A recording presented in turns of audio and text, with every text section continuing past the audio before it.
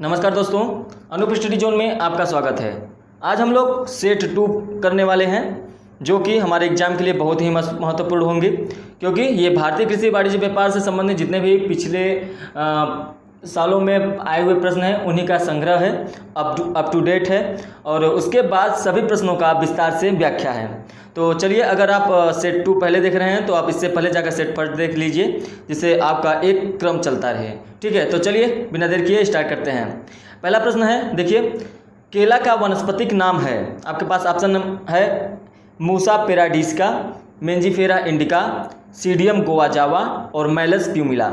तो इससे क्या होगा कि ऑप्शन नंबर आपका कौन सा हो जाएगा? ऑप्शन नंबर ए, केला का वानस्पतिक नाम है मूसा पेराडिस्का।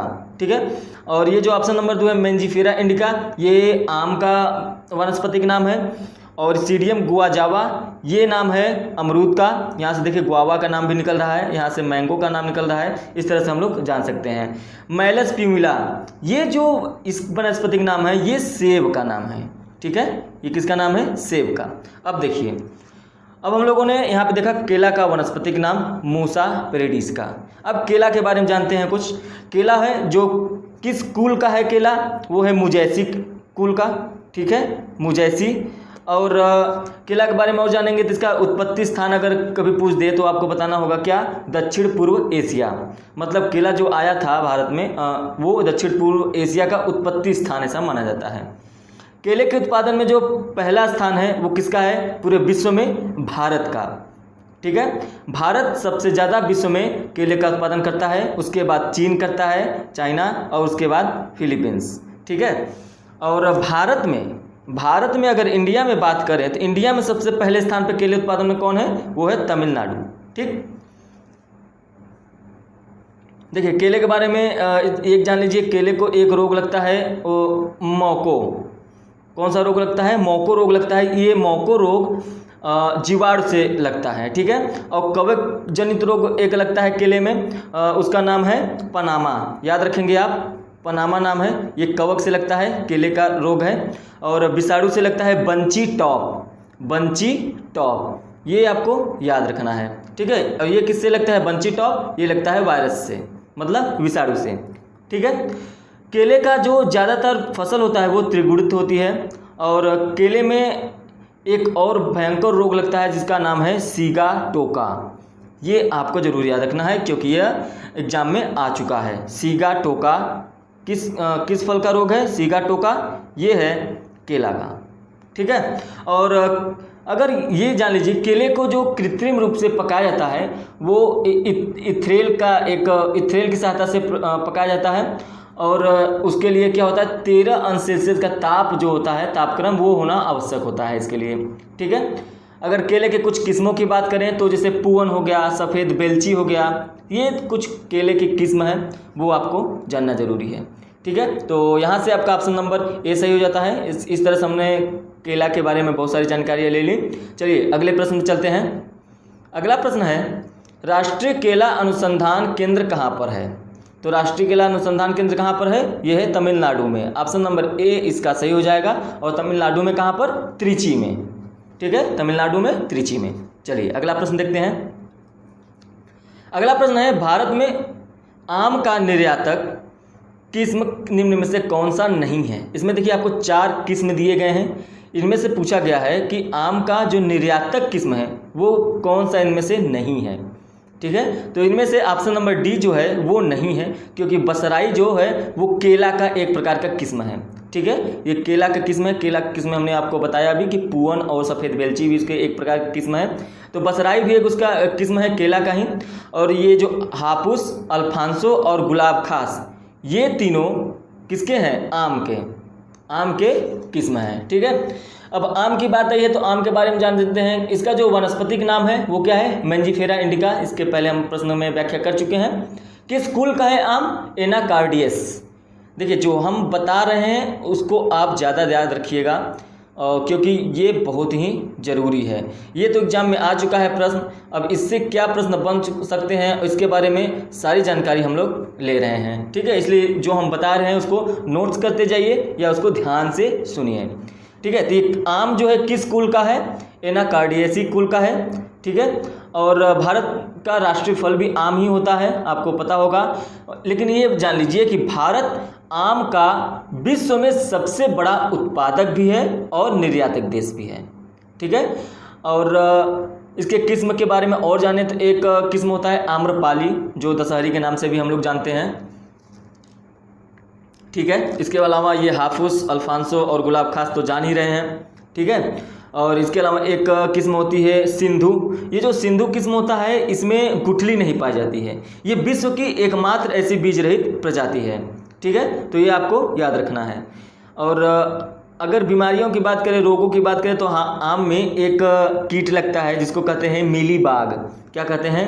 मीली बाग, ये आपको याद रखना है। और इस आम में एक फल का जो आंतरिक ऊतक क्षय होने लगता है वो बोरान की कमी से होता है, ये भी आपको पॉइंट याद रखना है।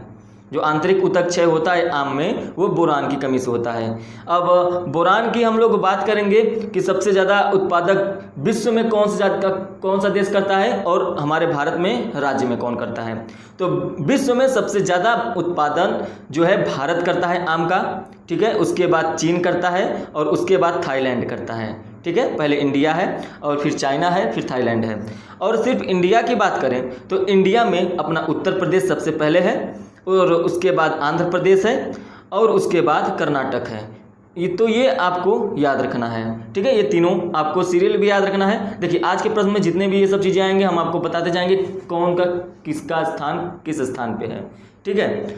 और आम के बारे में एक बात और जान लीजिए कि इसके पेड़ में द्विलिंगी और एक लिंगी जो नर पुष्प होते हैं वो एक ही पेड़ पर होते हैं, पैदा होते हैं, ठीक है। तो आम के बारे में जितनी भी इंपॉर्टेंट बातें थी, फैक्ट था, हमने आपको बता दिया। चलिए अब हम लोग अगले प्रश्न पे चलते हैं। प्रश्न नंबर 4।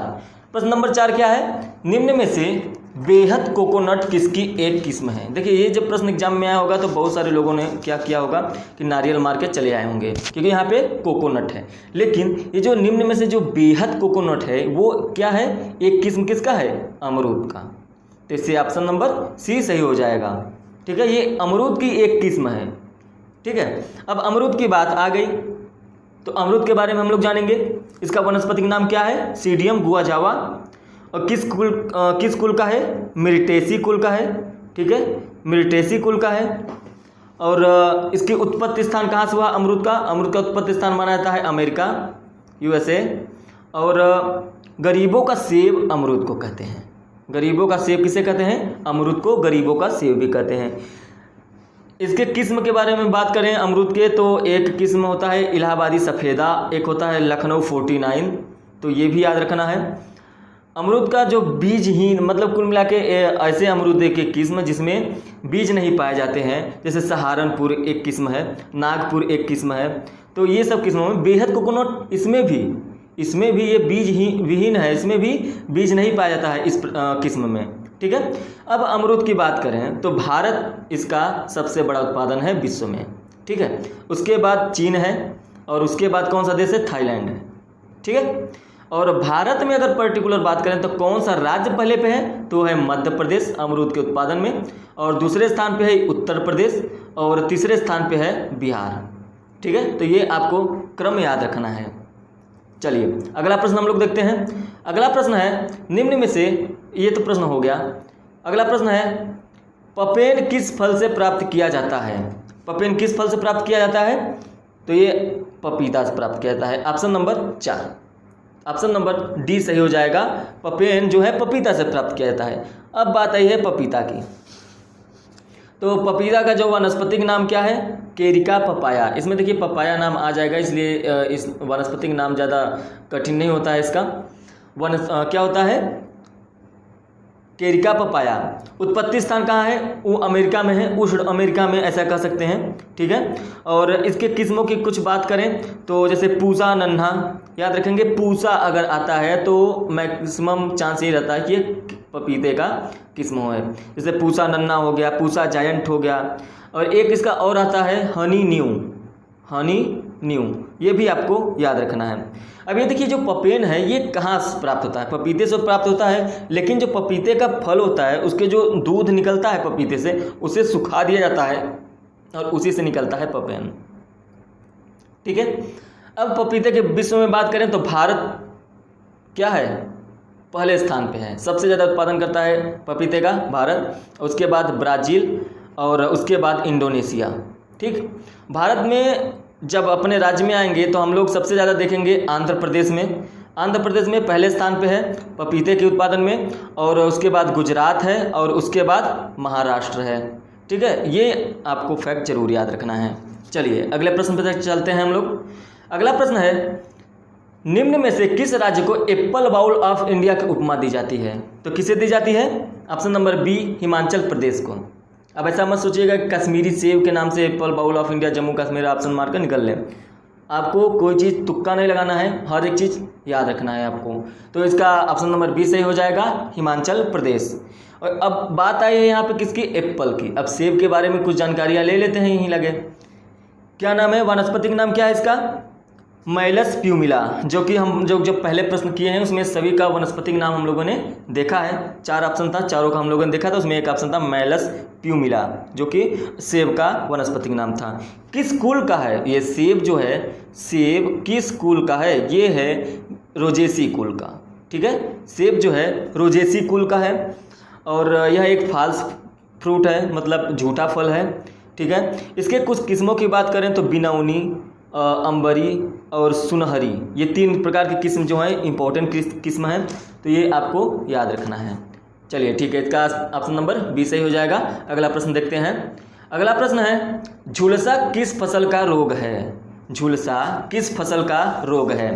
तो ये किस फसल का रोग है? आलू का, ऑप्शन नंबर बी। ठीक है, और टमाटर में एक रोग लगता है, टमाटर में लीफ कर्ल के नाम से एक रोग लगता है, वो वायरस के कारण होता है, तो ये भी याद रखना है। और बोरान की कमी से क्या होता है? बोरान की कमी से टमाटर क्या होता है? फट जाता है। ठीक है, तो वो भी आपको याद रखना है, बोरान की कमी से। ठीक है, अब हम लोग बात करेंगे आलू की। यहाँ पे आलू की बात हुई है, तो आलू का जन्म स्थान कहाँ माना जाता है? आलू कहाँ की उत्पत्ति है? पेरू की ना, आलू पेरू की उत्पत्ति है।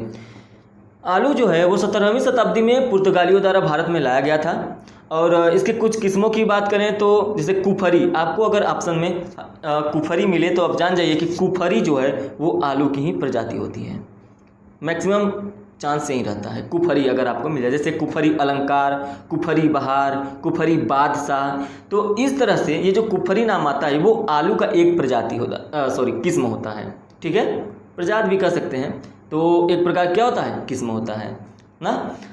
तमिलनाडु के नीलगिरी पहाड़ी क्षेत्रों में आलू की 2 किस्में पाई जाती हैं, एक कुफरी नीलिमा और एक पाई जाती है कुफरी फ्राइसोना।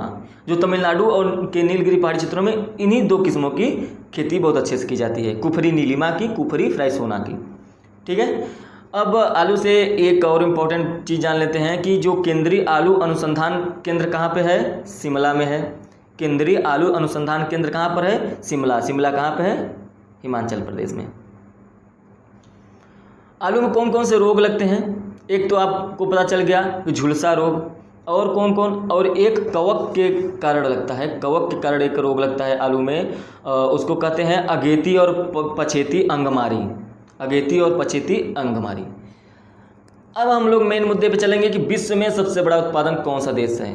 तो ये इसमें देखिए भारत नहीं है, भारत दूसरे स्थान पे, पहले स्थान पे है चाइना, दूसरे स्थान पे है इंडिया भारत, और तीसरे स्थान पे है रूस। ठीक है, तो अगर आप अपने भारत में आए तो उत्तर प्रदेश आलू का सबसे बड़ा उत्पादक राज्य है, और उसके बाद पश्चिम बंगाल दूसरे स्थान पर है, और तीसरे स्थान पे बिहार है। ठीक है, तीसरे स्थान पे कौन है? बिहार। चलिए, आलू से जितने भी इंपॉर्टेंट फैक्ट हो सकते थे सबको हमने आपको बता दिया। अगला प्रश्न देखते हैं। कृषि निदेशालय द्वारा विकसित धान की प्रथम बौनी प्रजाति कौन सी है? ये प्रश्न बहुत इंपॉर्टेंट है, आप इसको याद रखिएगा। तो इसका ऑप्शन नंबर सी सही हो जाएगा, जया। कृषि निदेशालय द्वारा विकसित धान की प्रथम बौनी प्रजाति जया है। ठीक है, अब यहाँ पे हम लोग क्या देखें? धान, कुछ चीज़ें धान से भी हम लोग जान लेते हैं। अब धान के बारे में आते किस कुल का है? ग्रेमिनी कुल का है, और धान को होने के लिए 24 अंश सेल्सियस का तापमान, औसत तापमान जरूरी होता है कहीं भी धान की खेती करने के लिए। और औसत वर्षा कितना होना चाहिए, 150 सेंटीमीटर का। ठीक है, तो ये भी आपको याद रखना है। विश्व में उत्पत्ति खाद्यान्न की समस्त फसलों में क्षेत्रफल और उत्पादन दोनों ही स्थिति में धान का प्रथम स्थान है। ठीक है, भारत के कुल जितने भी कृषि होती है, कुल कृषि क्षेत्रफल में 32% धान की खेती की जाती है। 32% पर धान की खेती की जाती है भारत में, जितनी भी कृषि होती है क्षेत्रों में। ठीक है, अब कुछ प्रजातियां देखते हैं। पहले तो वो प्रजातियां देखते हैं जो बासमती चावल का नाम आपने सुना होगा। बासमती चावल की कुछ संकर प्रजातियां हैं।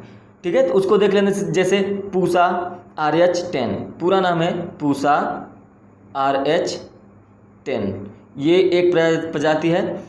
और एक प्रजाति है PHB 71 और एक प्रजाति है गंगा। ठीक है, तो ये तीनों प्रजातियां आपको याद रखनी है, बासमती चावल की संकर प्रजातियां हैं। ठीक है, अब हम लोग बात करेंगे सबसे ज़्यादा धान उत्पादक कौन सा देश करता है, तो ये करता है चीन विश्व में। उसके बाद भारत करता है। ठीक है, और उसके बाद करता है इंडोनेशिया। ठीक है, तो ये भी आपको याद रखना है। दूसरे स्थान पे है भारत, और भारत में पहले स्थान पे कौन है, कौन सा राज्य है धान उत्पादन में, वो है पश्चिम बंगाल। पश्चिम बंगाल पहले स्थान पे है, और दूसरे स्थान पे है उत्तर प्रदेश धान के उत्पादन में, और तीसरे स्थान पे है आंध्र प्रदेश। ठीक है, तो ये तीनों चीज़ें आपको याद रखनी है। चलिए अब हम लोग आगे प्रश्न पर चलते हैं। प्रश्न नंबर 9, देखिए प्रश्न क्या कह रहा है कि निम्न में से किस फसल में रस्ट रोग लगता है। रस्ट रोग किस फसल में लगता है, तो ये रस्ट रोग लगता है गेहूं में। ऑप्शन नंबर C सही इसका हो जाएगा। गेहूं किस कुल का है, जिस कुल का धान है, धान किस कुल का था, अभी हमने आपको बताया ग्रेमिनी कुल का। ठीक है, ग्रेमिनी कुल का, और उसी कुल का गेहूं भी है। और इसके लिए जो जलवायु है वो उष्णकटिबंधीय चाहिए गेहूं की खेती के लिए। और औसत तापमान कितना चाहिए, 10 से 25 अंश सेल्सियस कम से कम होना चाहिए, औसतन ये है तापमान। और औसत वर्षा कितना है, 80 सेंटीमीटर होना चाहिए। ठीक है, और हमने आप तापमान बताया 10 से लेकर 25 अंश सेल्सियस तक होना अनिवार्य है गेहूं की खेती के लिए। ठीक है, इसकी एक बौनी प्रजाति है जो कि उसका नाम है नोरिन 10। क्या नाम है, नोरिन 10, ये भी आपको याद रखना है। और उसके बाद गेहूं में देखिए, गेहूं और राई के मध्य क्या हुआ, एक क्रॉस किया गया था जिसका परिणाम आया था, तो उस एक अलग ही परिणाम आया था, तो उसका नाम क्या रखा गया था, ट्रिटिकल। ठीक है, तो वो भी आपको याद रखना है, ट्रिटिकल रखा गया था। मतलब अगर आपसे कभी पूछा जाए कि गेहूं और राई के मध्य क्रॉस का जो परिणाम होता है उसको क्या कहा जाता है, तो आप कहेंगे ट्रिटिकल कहा जाता है। ठीक है, और भारत में हरित क्रांति का सर्वाधिक प्रभाव गेहूं पर पड़ा था, गेहूं से एक फैक्ट, और ये भी याद कर लीजिए। अब बात करते हैं कि सबसे ज़्यादा गेहूं किस देश में होता है, कौन सा उत्पादन में कौन सा देश सबसे आगे है। सबसे ज़्यादा कहाँ होता है, चीन में। गेहूं सबसे ज़्यादा चीन में होता है, उसके बाद भारत में होता है, और उसके बाद अमेरिका में होता है। ये आपको याद रखना है। अब भारत में पर्टिकुलरली राज्यों की बात करें तो 3 राज्य को देखेंगे, सबसे ज़्यादा होता है यूपी में। ठीक है, और उसके बाद पंजाब में, और उसके बाद MP में, मध्य प्रदेश में। ठीक है, तो ये आपको याद रखना है। ठीक है, चलिए अब इसके बाद हम लोग अगला प्रश्न देखेंगे। अगला प्रश्न है, निम्न में से किस राज्य में अरहर के लिए प्रथम स्थान है। ठीक है, मतलब ऐसा पूछा जा रहा है कि अरहर के लिए पहला स्थान कौन है, सबसे ज़्यादा अरहर कहाँ होता है। ठीक, तो कहाँ होता है, जी हाँ, महाराष्ट्र में। कहाँ होता है, महाराष्ट्र में। अब अरहर के लिए जो तापमान होता है वो 25 से 35 अंश सेल्सियस होना चाहिए, और वर्षा का औसत वर्षा जो होता है वो 72 से 100 तक सेंटीमीटर तक की वर्षा होगी, तो भी क्या होगा, ये अरहर हो जाएगा। ठीक है, तो अरहर सबसे ज़्यादा कहाँ होता है, महाराष्ट्र में, और उसके बाद मध्य प्रदेश में, और उसके बाद कर्नाटक में। ये तीनों ऑप्शन सीरियल से ही हैं, आपको याद रखना है। महाराष्ट्र में पहले स्थान पे है, मध्य प्रदेश दूसरे स्थान पे है, और कर्नाटक तीसरे स्थान पे है। चलिए अगला प्रश्न देखते हैं। अगला प्रश्न है, मध्य प्रदेश में सर्वाधिक क्षेत्रफल पर किस फसल की खेती की जाती है। यहाँ देखिए प्रश्न का सोचिए, सुनिए, समझिए। मध्य प्रदेश में सर्वाधिक क्षेत्रफल पर किस फसल की खेती की जाती है। यहाँ पर आपके पास ऑप्शन 4 हैं, सोयाबीन, चना, मक्का और ज्वार। तो यहाँ पे आपका ऑप्शन नंबर A सही हो जाएगा, सोयाबीन। सर्वाधिक क्षेत्रफल पर जो है सोयाबीन की खेती की जाती है। अब यहाँ पर हम चारों ऑप्शन की बात करेंगे, एक एक ऑप्शन को देखेंगे। ठीक है, देखिए ये जो सोयाबीन है, पहले सोयाबीन की ही बात करेंगे। ठीक है, सोयाबीन की जलवायु जो होता है वो उपोष्ण जलवायु चाहिए इसके लिए। ठीक है, और इसके लिए तापमान कितना चाहिए, 15 से 30 चाहिए, 15 से 30 अंश सेल्सियस। उसके बाद इसके लिए औसत वर्षा 60 से 75 सेंटीमीटर चाहिए। सोयाबीन के बारे में कुछ फैक्ट जानते हैं तो सोयाबीन में देखिए, सोयाबीन के 20 से 22% सोयाबीन में क्या होता है, तेल होता है, और 40 से 45% तक प्रोटीन होता है। तो ये आपको याद रखना है। और सोयाबीन की अगर उत्पादन की बात करें तो सबसे ज़्यादा कहाँ होता है, अमेरिका में, और उसके बाद ब्राज़ील में, और उसके बाद अर्जेंटीना में। America, Brazil, Argentina. ठीक है, और भारत में अगर बात करें तो भारत में पर्टिकुलर मध्य प्रदेश में सबसे ज़्यादा सोयाबीन होता है, जैसा कि ऐसा ऑप्शन प्रश्न से भी पता चल जा रहा है। ठीक है, तो मध्य प्रदेश में सबसे ज़्यादा सोयाबीन होता है, उसके बाद महाराष्ट्र में होता है, और उसके बाद राजस्थान में होता है। पहला स्थान है एमपी का, और उसके बाद महाराष्ट्र का, और उसके बाद राजस्थान का। ये 3 क्रम है सोयाबीन के लिए। ठीक है, उसके बाद चना की बात करेंगे। चना की बात करेंगे तो ये इसके लिए उपोष्ण कटिबंध चाहिए, मतलब उपोष्ण वाली मौसम चाहिए। मतलब उपोष्ण का मतलब क्या होता है कि जहाँ शुष्क भी हो और ठंडक भी हो, तो वो उपोष्ण मौसम कहलाता है। तो ऐसे कंडीशन में 15 से 30 तक अगर सेल्सियस तक अगर तापमान है, तब जाके चना के लिए बहुत ही अच्छा तापमान होता है। और 60 से लेकर 100 सेंटीमीटर तक वर्षा के क्षेत्रों में ये हो जाता है चना। ठीक है, और उसके बाद अगर चना की सबसे बात भारत में करें तो सबसे ज़्यादा कहाँ पर होता है, चना सबसे ज़्यादा एमपी में होता है, और उसके बाद राजस्थान में होता है, और उसके बाद कहाँ होता है, महाराष्ट्र में। तो ये भी आपको याद रखना है। क्रम वाइज हम आपको बता रहे हैं, 3 राज्य बता रहे हैं, और जब देश की बात हो रही है तो 3 देश बता रहे हैं। ठीक है, तो ये क्रम वाइज है, आपको याद रखना है। देखिए अगला बात है मक्का की। मक्का जो है ये भी इसके लिए उपोष्ण चाहिए। उपोष्ण मतलब मैंने भी बताया अभी उपोष्ण मतलब शुष्क एवं ठंडा जहाँ क्षेत्र होगा वहाँ मक्का होगा, और उसके लिए 21 से 27 अंश सेल्सियस का तापक्रम होना चाहिए, और 60 से 120 सेंटीमीटर तक की वर्षा होनी चाहिए। तो ऐसे में सबसे पहला स्थान विश्व में अमेरिका का है, यूएसए का पहला स्थान है। उसके बाद चाइना का दूसरा स्थान है मक्का में, और मक्का में तीसरा स्थान है ब्राज़ील का। अब भारत में पर्टिकुलर बात करें तो आंध्र प्रदेश जो है भारत में सबसे ज़्यादा मक्का पैदा करता है, उसके बाद कर्नाटक करता है। ठीक है, और उसके बाद तीसरे स्थान पे है महाराष्ट्र। तो ये भी आपको याद रखना है। चौथा ऑप्शन है ज्वार। ज्वार के बारे में जब बात करेंगे तो इसके लिए देखिए उष्ण कटिबंध चाहिए, जो वहाँ का वातावरण मौसम होना चाहिए वो उष्ण कटिबंधी हो। 27 से लेकर 32 अंश सेल्सियस तक का तापक्रम होना चाहिए, तापमान होना चाहिए, और 30 से लेकर 100 सेंटीमीटर तक की बरसात हो, कोई दिक्कत नहीं है इसके लिए, उतने में ये हो जाएगा। ठीक है, अब ज्वार के बारे में कुछ बात करें तो जो इतनी समय नवीनतम किस्म है इसकी, एक नवीनतम किस्म इसकी आई है DSH4, ये आपको याद रखना है। ठीक है, अब इसकी उत्पादन की बात करेंगे तो विश्व में सबसे ज़्यादा ज्वार होता है नाइजीरिया में। कहाँ पे, नाइजीरिया, ये नाइजीरिया है। देखिए हम एक शब्द लिख रहे हैं आप, लेकिन हम बोल पूरा रहे हैं, तो आपका रिवीजन के तौर पे एक अच्छा सा रिवीजन भी हो जाएगा। जैसे हमने एन लिखा तो नाइजीरिया बोला, तो आप जब देखेंगे तो इसके एन क्या आप सोचेंगे, इस पर जोर पड़ेगा तो आपको ये याद हो जाएगा। तो ज्वार पहले स्थान पे कौन सा देश है सबसे ज़्यादा उत्पादन में, नाइजीरिया, उसके बाद अमेरिका, ठीक है, और उसके बाद अपना भारत। ठीक है, अपना प्यारा भारत। अब भारत में पर्टिकुलर बात करें तो सबसे पहले स्थान पे महाराष्ट्र में होता है सबसे ज़्यादा ज्वार, उसके बाद कर्नाटक, और उसके बाद तमिलनाडु। ठीक है, तो ये आपको जितने भी यहाँ से फैक्ट बनते थे हमने आपको सारी की सारी चीज़ें सोयाबीन से, चना से, मक्का से, ज्वार से सब चीज़ें की विशेष रूप से एकदम चर्चा कर दिया। तो यहाँ से आपको प्रश्न क्या है, छूटने वाले नहीं हैं। तो आपको अच्छी तरह से यह क्लास देखना होगा। चलिए आगे चलते हैं अगले प्रश्न पे। अगला प्रश्न है, देश में सर्वाधिक बाजरे का उत्पादक राज्य है। यहाँ पे आपसे सीधे सीधे प्रश्न पूछ लिया गया है, तो यहाँ से आपका ऑप्शन नंबर ए सही हो जाएगा, राजस्थान। ठीक है, तो राजस्थान में बाजरे की सबसे उत्पादक क्षमता सबसे ज़्यादा है यहाँ के। अच्छा ये देखिए, अब बाजरे की बात है, बाजरे के लिए जो जलवायु होता है वो उष्णकटिबंधीय चाहिए, और उसका तापमान कितना होना चाहिए, 30 से 35 अंश सेल्सियस, और वार्षिक जो होता है औसत वार्षिक वर्षा कितनी होनी चाहिए इसके लिए, बाजरे के लिए 37 से 75 सेंटीमीटर। ठीक है। तो ये तीनों चीज़ें आपको याद रखनी है, क्या क्या, जलवायु क्या होना चाहिए, तापमान कितना होना चाहिए और औसत वार्षिक वर्षा कितनी होनी चाहिए। देखिए ये जो बाजरा है इससे एक फैक्ट हमेशा पूछता है, वो आपको याद रखना है कि देखिए अनाज में जितने भी अनाज होते हैं सबसे ज़्यादा खनिज लवण की मात्रा बाजरे में पाया जाता है। कितना पाया जाता है? 2.7%। तो ये आपको याद रखना है, जितने भी अनाज होते हैं सबसे ज़्यादा खनिज लवण बाजरे में पाया जाता है। ठीक है, चलिए तो इसका ऑप्शन नंबर ए सही हो जाएगा, राजस्थान। और यहाँ पे देखिए राजस्थान पहले स्थान पे है, तो उत्तर प्रदेश दूसरे स्थान पे है बाजरे की उत्पादक राज्य में। ठीक है, और तीसरे स्थान पे गुजरात है। तो ये 3 राज्य हैं, तो ये आपको याद रखने हैं। चलिए अगला प्रश्न देखते हैं हम लोग।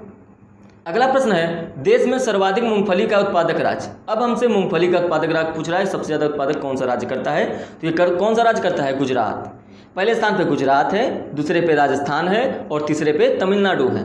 ठीक है, चलिए मूंगफली के बारे में कुछ विशेष जानकारी ले लेते हैं। जब बात आ गई है तो जलवायु इसका कैसा होना चाहिए? उष्णकटिबंध होना चाहिए। ठीक है, ये आपको याद रखना है। अब देखिए मूंगफली विश्व में सर्वाधिक क्षेत्रफल भारत में है। ठीक है, मूंगफली विश्व में जो सर्वाधिक क्षेत्रफल पर होता है वो भारत में होता है। मूंगफली की जो खली होती है उसमें 7.8% नाइट्रोजन होता है। याद रखेंगे 7 है ये 7.8%। और 1.5% क्या होता है उसमें? फास्फोरस होता है। और 1.3% पोटास होता है। तो ये भी आपको याद रखना है। ठीक है, उत्पादन की दृष्टि से देखिए विश्व में सबसे ज़्यादा मूंगफली होता है चीन में। ठीक है, और उसके बाद हमारे भारत में, और उसके बाद नाइजीरिया में। ठीक है, उसके बाद कहाँ पर होता है? नाइजीरिया में।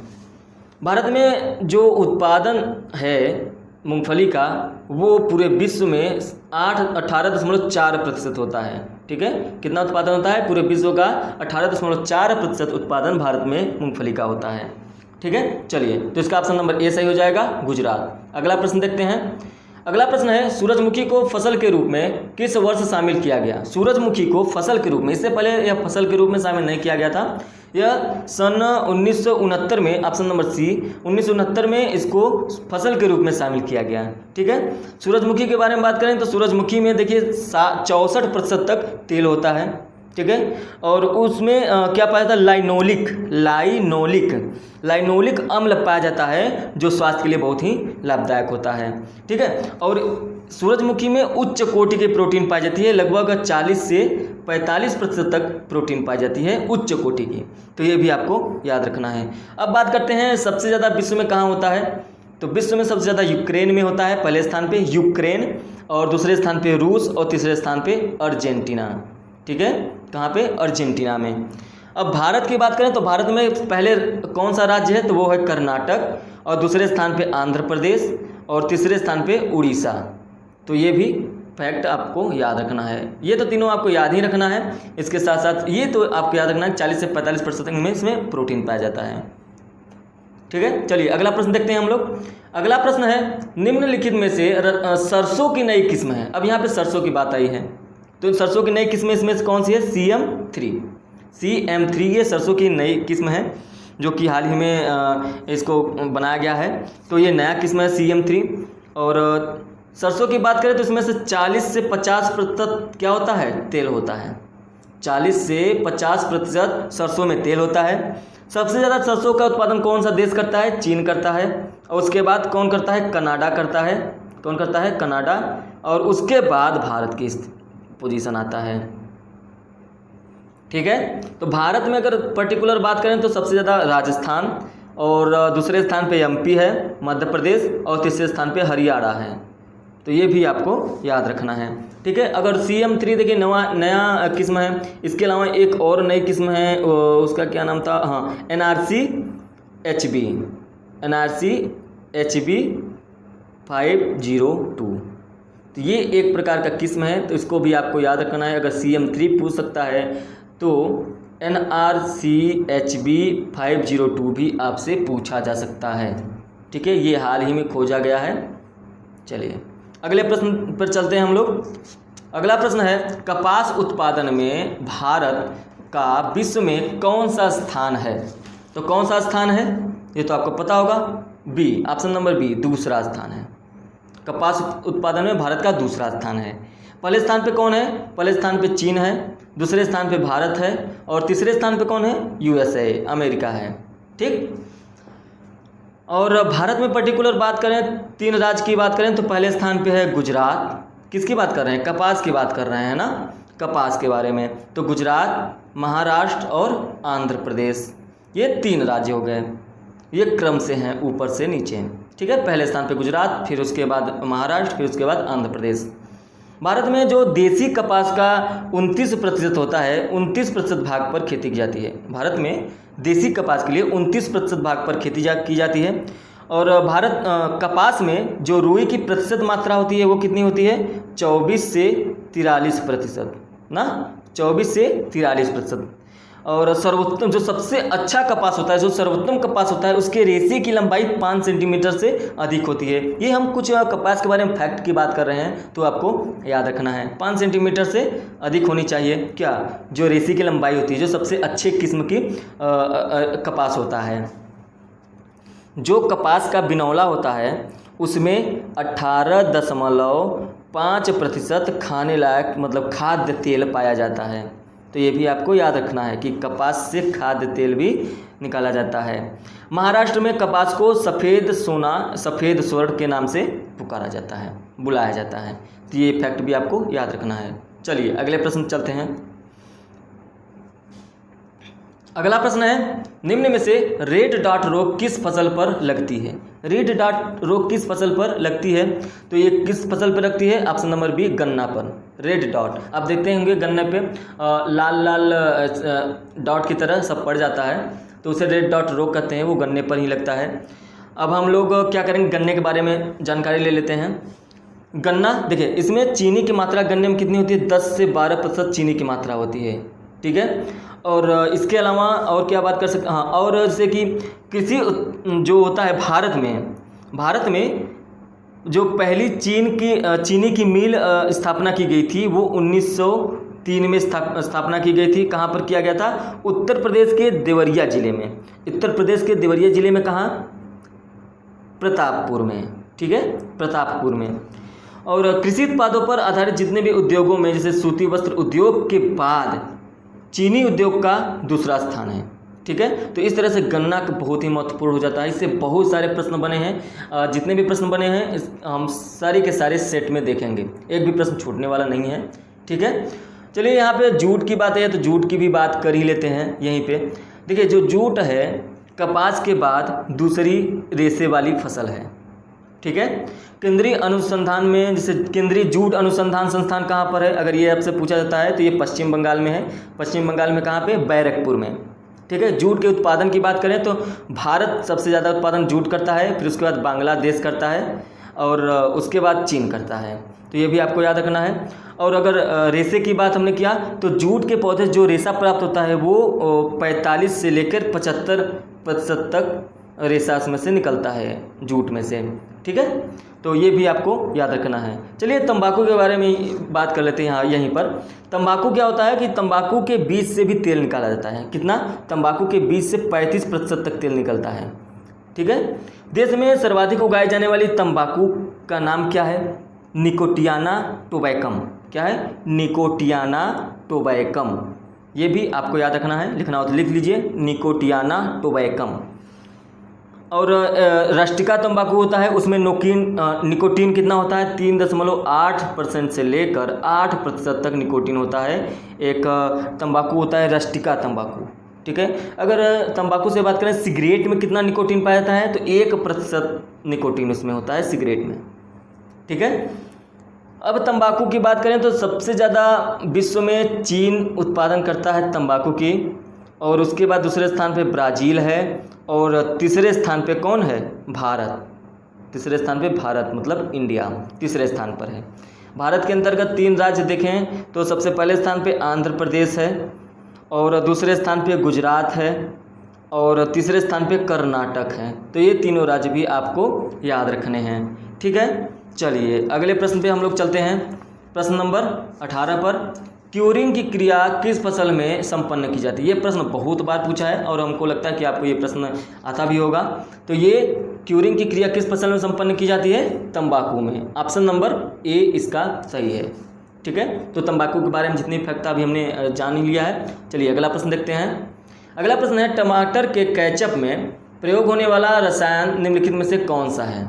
जो केचप होता है, टमाटर का केचप आप ज़रूर खाए होंगे। तो केचप में जो होता है किस रसायन का प्रयोग किया जाता है? तो इसका प्रयोग किया जाता है सोडियम बेंजोएट का प्रयोग किया जाता है। तो ये भी आपको याद रखना है। जितने भी हम प्रश्न करवा रहे हैं सभी के सभी एग्जाम में आए हुए हैं, किसी न किसी एग्जाम में ज़रूर से ज़रूर आए हुए हैं। हम वहीं से प्रश्नों को उठा रहे हैं। ठीक है, चलिए, और जो अप टू डेट हो रहा है उसको हम अपडेट कर दे रहे हैं। जैसे कोई 2010 का पेपर है, कोई 2005 का पेपर है, तो उसमें से अगर कोई प्रश्न आ रहा है वो उस समय का करंट का है, तो उस समय से हम चेंज करके प्रेजेंट टाइम में ले आके उसको प्रश्न बना दे रहे हैं। प्रश्न आपको कोई नहीं छूटेगा। ठीक है, आप एकदम निश्चिंत होके पूरा का पूरा 500 से अधिक प्रश्न दिए जा रहे हैं, सबको सॉल्व करिए। ठीक है, चलिए अगला प्रश्न पे चलते हैं हम लोग। सेब को चाकू से काटने पर उसका रंग भूरा किसके कारण हो जाता है? ये देखिए, किसके कारण हो जाता है? प्रोटीन के कारण। कैसे हो जाता है इसके बारे में देखिए। जब सेब को काटा जाता है तब बाहरी पर्यावरण में जितने मौजूद जैसे कि ऑक्सीजन होता है वो सेब के ऊतकों के साथ प्रतिक्रिया करता है। ठीक है, उसके बाद ऑक्सीजन एंजाइम के साथ प्रक्रिया करके सेब के ऊतकों में उत्पन्न होने वाले रंगहीन जो ओकिनोन्स, रंगहीन एक उत्पन्न होता है ओकिनोन्स, उसको भूरे रंग के एमिनो एसिड में चेंज कर देता है, मतलब प्रोटीन में चेंज कर देता है। ठीक है, तो ये होता है कि प्रोटीन के कारण ही उसका रंग भूरा पड़ जाता है। ठीक है, चलिए अगला प्रश्न देखते हैं। अगला प्रश्न है, ग्रीन गोल्ड किस फसल की प्रजाति है? ग्रीन गोल्ड किस फसल प्रजाति है? चाय की। अब हम लोग चाय की बात करेंगे। चाय सबसे ज़्यादा कौन सा देश उत्पादन करता है? चीन, उसके बाद भारत, और उसके बाद कौन सा देश करता है? केन्या करता है। कौन सा देश? केन्या। तो ये भी आपको याद रखना है। भारत में पर्टिकुलर 3 राज्यों की बात करें शीर्ष से लेके प्रथम द्वितीय तृतीय में, तो पहले स्थान पे असम है। ठीक है, और दूसरे स्थान पे पश्चिम बंगाल है, और तीसरे स्थान पे तमिलनाडु है। ठीक है, तमिलनाडु। औसत तापमान कितना चाहिए चाय के लिए? चाहिए 21 से लेके 27 अंश सेल्सियस का तापमान चाहिए चाय के उत्पादन के लिए। देखिए, जो चाय में पत्तियां चुनने का जो समय होता है वो अक्टूबर से नवंबर के मध्य होता है। अक्टूबर से नवंबर के मध्य ही पत्तियों को चुना जाता है। एक बात सबसे इम्पोर्टेंट आपको चाय से बताते हैं, इसको आप अभी अभी तुरंत याद कर लीजिए। ठीक है, जो सकल भारत का जो होता है 50% चाय ही उत्पादन करता है। सकल भारत का 50% चाय उत्पादन करता है। तो ये आपको फैक्ट याद रखना है। ठीक है, चलिए अब यहाँ से तो ये प्रश्न हो गया, इसका ऑप्शन नंबर ए सही हो जाएगा। अगला प्रश्न देखते हैं हम लोग। अगला प्रश्न है, सबसे उच्च कोटि का कहवा कौन सा है? तो सबसे उच्च कोटि का कहवा कौन सा होता है? इसका ऑप्शन नंबर ए सही हो जाएगा, केंट। देखिए, सबसे उच्च कोटि का कहवा अगर आपको अरेबिका मिले, अरेबिका इसकी जगह अरेबिका होता तो वो ऑप्शन सही हो जाता। अगर इसी प्रश्न में अरेबिका होता, मान लीजिए ऑप्शन नंबर बी होता अरेबिका, तो भी अरेबिका सही होता, लेकिन यहाँ पे केंट है। तो चलिए जानते हैं क्यों अरेबिका सही होता और क्यों अभी इस प्रश्न में केंट सही है। यह उस समय एग्जाम की दृष्टि से फंसाया हुआ प्रश्न है, हमको तो लगता है ऐसा। जो जानते होंगे तो वही प्रश्न कर पाए होंगे ये। तो चलिए इस प्रश्न को देखते हैं। देखिए, पहले ये जान लीजिए कि जो भारत में कॉफ़ी का उत्पादन है, कहवा का उत्पादन है, वो मुख्य रूप से दक्षिणी भारतीय राज्यों में ही उनके पहाड़ी क्षेत्रों में होता है जो कॉफ़ी का उत्पादन होता है। ठीक है, तो भारत में जो कहवा की किस्में हैं वो 2 प्रकार से पाई जाती हैं, एक अरेबिका और एक रोबस्ता। एक अरेबिका और एक रोबस्ता, 2 किस्म पाई जाती है अच्छी प्रजाति की। ठीक है, 2 किस्में पाई जाती हैं भारत में। देखिए, अब यहाँ पे हम लोग ये जानते हैं ये जो केंट है ये इसी से प्राप्त किया हुआ है, इसी का बनाया हुआ है। कहवा सबसे ज़्यादा भारत किस देश में होता है? ब्राज़ील में होता है। ब्राज़ील में होता है, और उसके बाद वियतनाम में होता है, और उसके बाद इंडोनेशिया में होता है।